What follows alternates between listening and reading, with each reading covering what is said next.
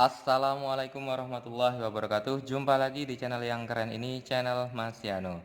Oke adik-adik, materi kali ini adalah kita akan membahas mengenai protein. Sekali disimak baik-baik materi kali ini mengenai protein. Nah, sebelum kita membahas lebih dulu lebih mendalam mengenai materi protein, kita harus tahu terlebih dahulu apa sebetulnya itu protein. Jadi protein itu adalah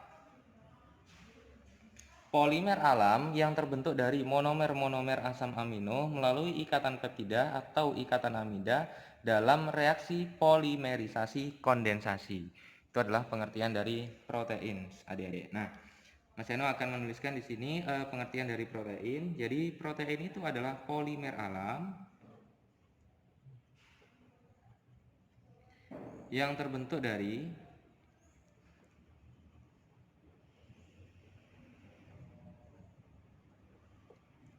monomer-monomer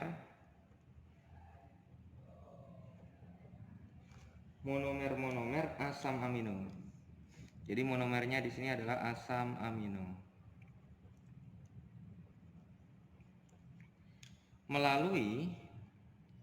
Jadi ada banyak sekali asam amino, dia nanti berikatan melalui ikatan peptida. Ikatannya namanya adalah ikatan peptida. Ikatan peptida ini nama lainnya adalah ikatan amida. Nama lainnya adalah ikatan amida. Oke. Nah, pembentukan protein dari asam amino ini melalui ikatan peptida ini reaksinya disebut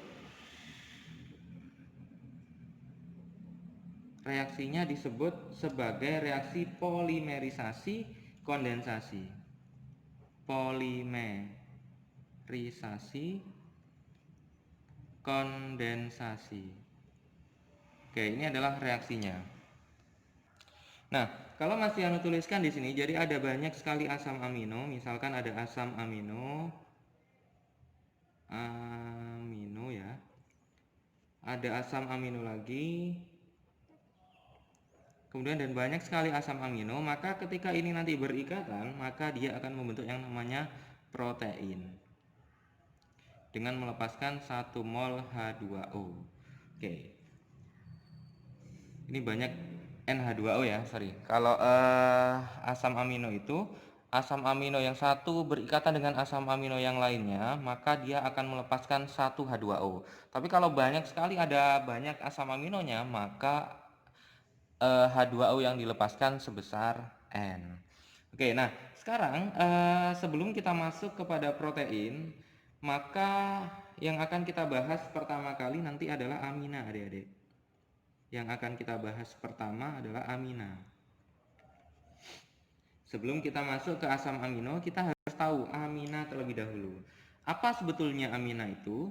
Jadi amina itu adalah senyawa turunan amonia di mana satu atau lebih atom hidrogennya diganti oleh alkil. Oke, jadi pengertian dari amina ini adalah senyawa turunan. Senyawa turunan amonia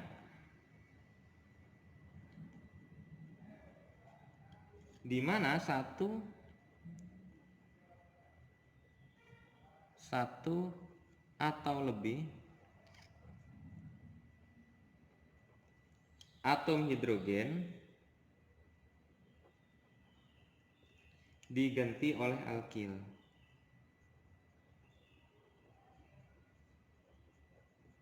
Oke. Jadi amonia itu kan dia diganti oleh alkil. Dia mengikat dia punya punya 3 tangan sehingga dia bisa mengikat 3 atom hidrogen. Nah, yang namanya amina itu bisa atom hidrogennya diganti oleh 1 alkil, 2 alkil, atau ke semua hidrogennya diganti oleh alkil. Contohnya gini adik-adik. Ada N, ada N. Nah, N ini dia kan punya 3 tangan, 1, 2, 3. 1, 2, 3. Oke. Nah, ini semuanya mengikat atom hidrogen. Kemudian di sini hidrogennya diganti dengan alkil misalkan. Ada 2 atom hidrogen dan 1 alkil. Kemudian nanti di sini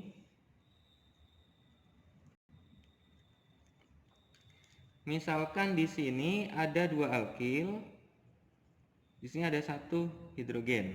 Misalkan juga ada semuanya diganti dengan alkil, hidrogennya diganti dengan alkil, maka kira-kira namanya apa? Nah, kita tahu bahwa kalau N mengikat 3 atom hidrogen, ini namanya adalah amonia atau NH3. Oke.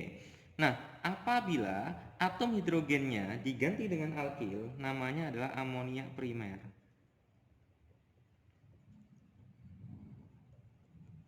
atau RNH2. Tapi apabila 2 atom hidrogennya diganti oleh 2 atom alkil, maka namanya adalah amonia sekunder atau RNHR. Tapi kalau ketiga atom hidrogennya diganti oleh alkil, namanya adalah amonia tersier. Oke. Amonia tersier atau rumusnya adalah R3N. Oke, inilah macam-macam amina, macam-macam senyawa amina. Nah, pada senyawa amina ini, semua senyawa organik yang mengandung nitrogen itu memiliki sifat basa. Kenapa? Karena atom N itu masih memiliki yang namanya pasangan elektron bebas atau PEB. Nah, semua senyawa amina, semua senyawa organik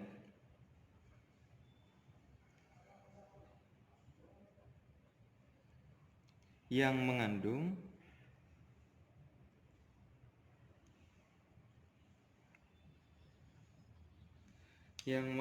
nitrogen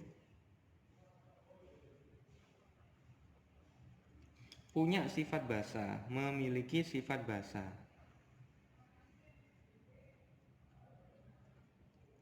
Punya yang namanya sifat basa.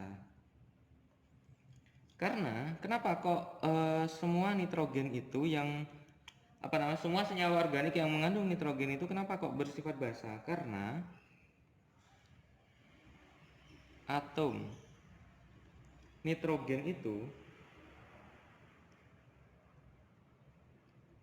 masih memiliki pasangan elektron bebas, masih memiliki pasangan elektron bebas atau PEB. Oke. Masih memiliki pasangan elektron bebas atau PEB. Nah, selanjutnya setelah kita mengenal yang namanya amina, senyawa amina, maka nanti kita akan masuk ke amino, asam amino.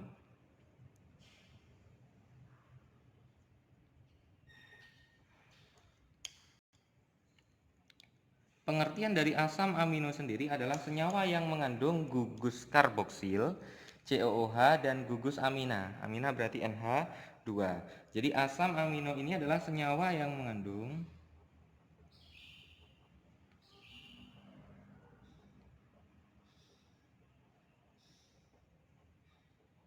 gugus karboksil,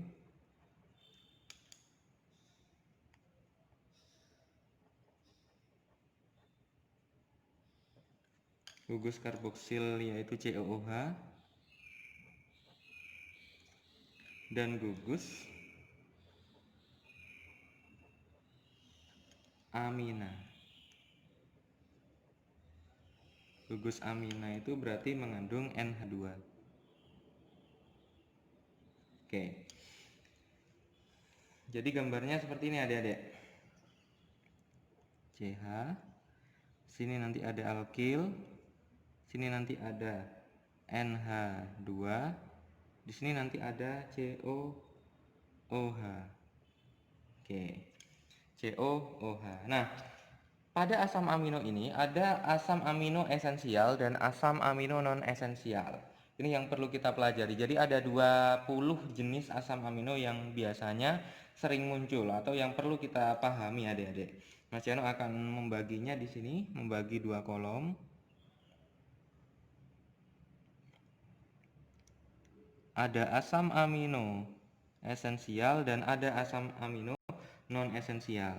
Jadi ada asam amino esensial, asam amino esensial, ada asam amino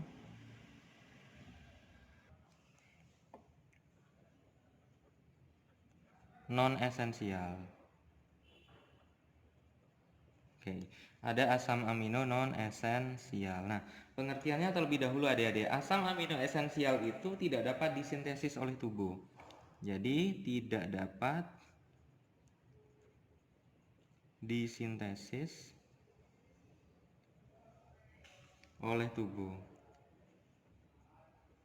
Tapi kalau non esensial itu dapat disintesis oleh tubuh. Contohnya ada apa saja adik-adik? Untuk asam amino esensial itu ada arginin. Mas Yano tuliskan ya, contohnya di sini ada arginin. Kemudian ada fenilalanin. Kemudian ada histidin. Kemudian ada isoleusin. Kemudian ada leusin. Kemudian ada lisin. Kemudian ada metionin. Kemudian ada treonin. Kemudian ada triptofan. Dan yang terakhir adalah valin. Ini adalah kelompok-kelompok asam amino esensial. Jadi asam amino yang tidak dapat disintesis di dalam tubuh atau oleh tubuh. Nah, biasanya untuk arginin terdapat singkatannya. Arginin itu ARG, kemudian fenilalanin itu PHE, kemudian histidin itu HIS, kemudian isoleusin itu adalah ILE, kemudian aleusin itu LEU, kemudian L-lisin itu LYS, metionin itu MET,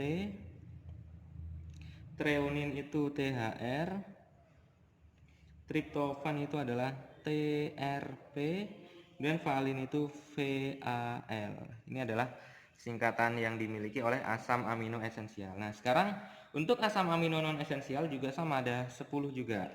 Dimulai dari alanin. Kemudian ada asam aspartat,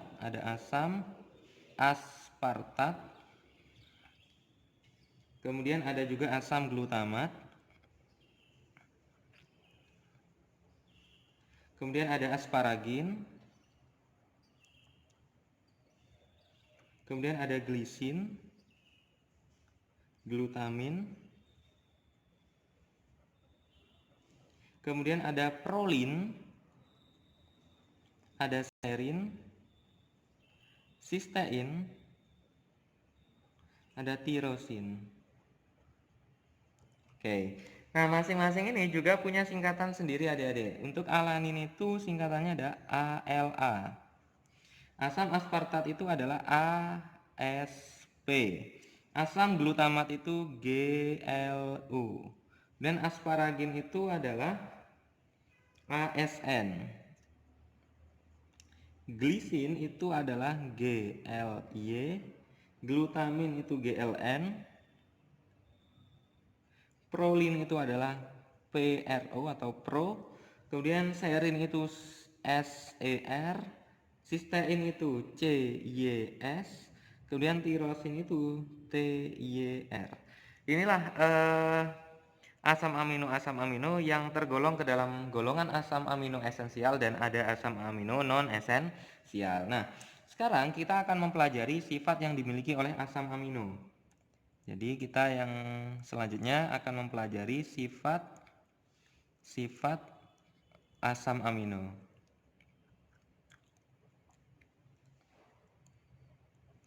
Sifat-sifat asam amino yang pertama itu adalah bersifat amfoter.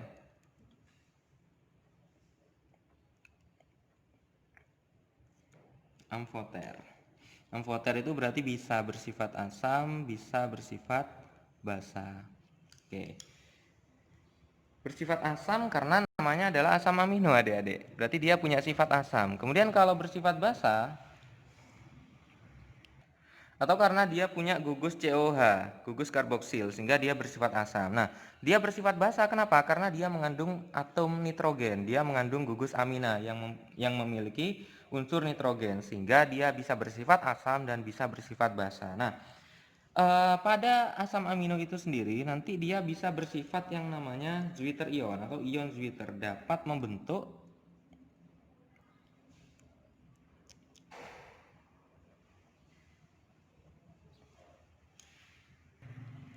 ion Zwitter atau Zwitter ion.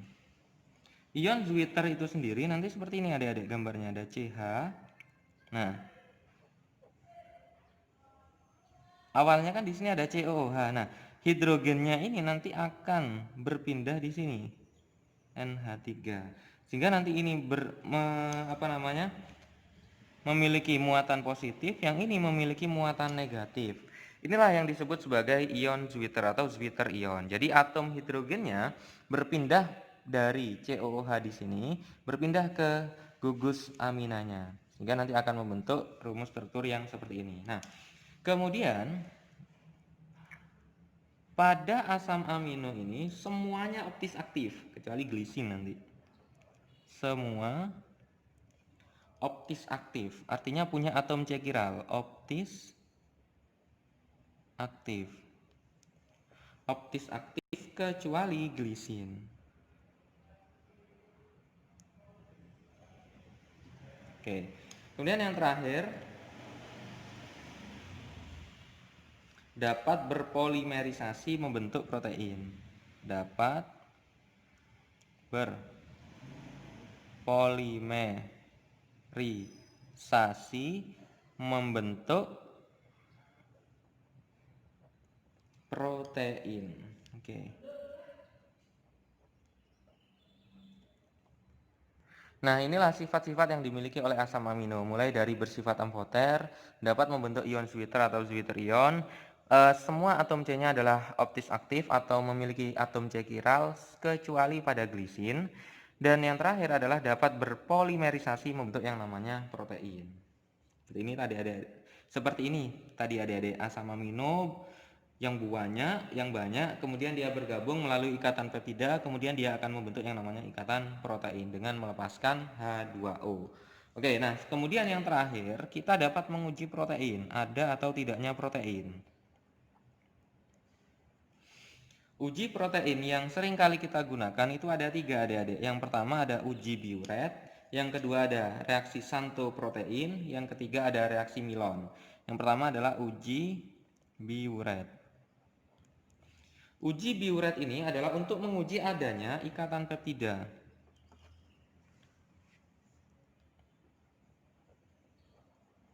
Untuk menguji adanya ikatan peptida.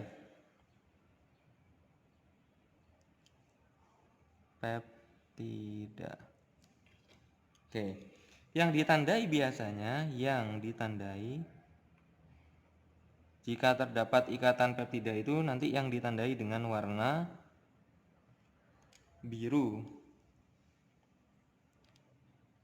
Reagen berubah menjadi ungu.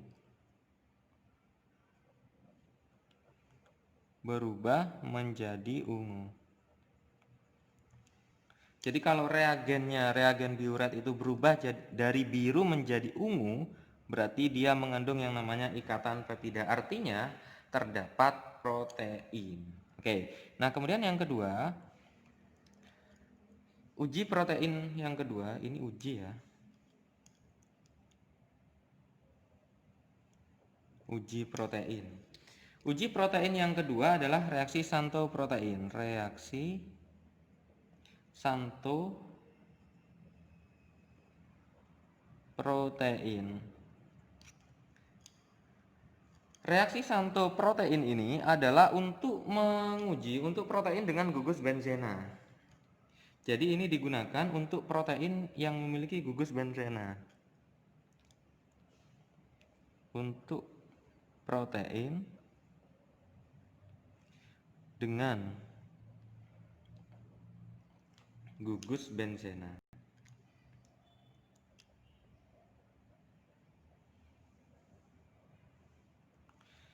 Seperti triptofan dan tirosin. Seperti triptofan dan tirosin. Nah, biasanya ditandai dengan terbentuknya warna jingga, dengan terbentuknya warna jingga. Oke. Nah, kemudian yang terakhir adik-adik, uji protein yang terakhir adik-adik adalah reaksi Milon namanya. Reaksi Milon. Oke. Reaksi Milon ini untuk protein dengan gugus fenil. Jadi kalau santoprotein itu gugus benzen, kalau Milon itu untuk protein dengan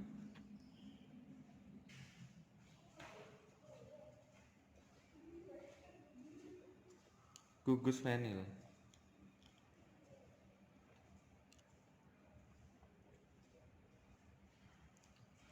Seperti triptofan.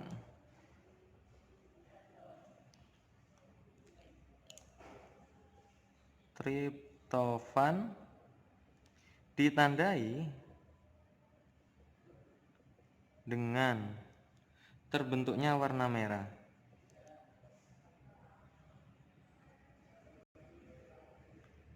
Warna merah. Oke.